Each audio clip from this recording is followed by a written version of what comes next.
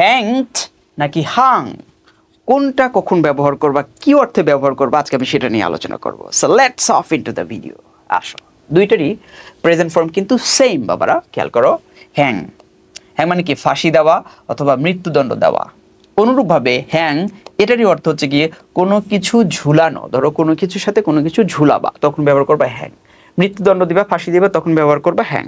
এখন এইটার তো প্রেজেন্ট ফর্মগুলো সেম, এখন পাস্ট ফর্মগুলো তোমাকে দেখতে হবে, পাস্ট পার্টিসিপল ফর্মগুলো দেখতে হবে, তাহলে কনসেপ্ট ক্লিয়ার হয়ে যাবে। দেখো, বেস ফর্ম একটু আগে আলোচনা করছি, এটা দরকার নাই। এবার আসো পাস্ট ফর্ম কি, হ্যাংড।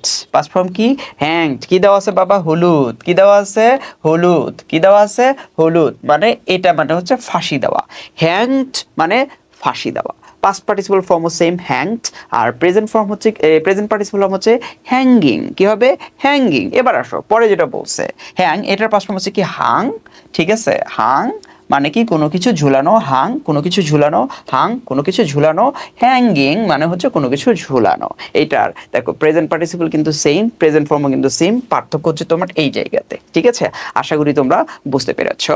এইবার একটু উদাহরণ দেখবো, দেখো কি আছে।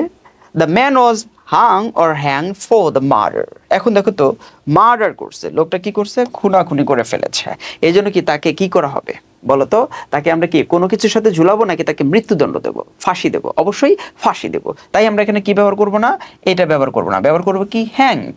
The man was hanged for the murder. পরে দেখো, হি হাং অথবা hanged the pictures on the wall, দেওয়ালের সাথে ঝুলিয়ে রেখেছে। তাহলে ঝুলানোর ইংলিশ কি বাবারা, দেখো খেয়াল করো, অবশ্যই হ্যাংড না, কি হবে হাং। হি Hang the picture on the ওয়াল। আশা করি তোমরা আজকের পর থেকে হ্যাংড এবং হাং কখন কোনটা ব্যবহার করবা সেটার একটা ক্লিয়ার কনসেপ্ট পেয়েছো। দেখা হবে নেক্সট ভিডিওতে। টিল দেন আল্লাহ হাফেজ, বাই বাই।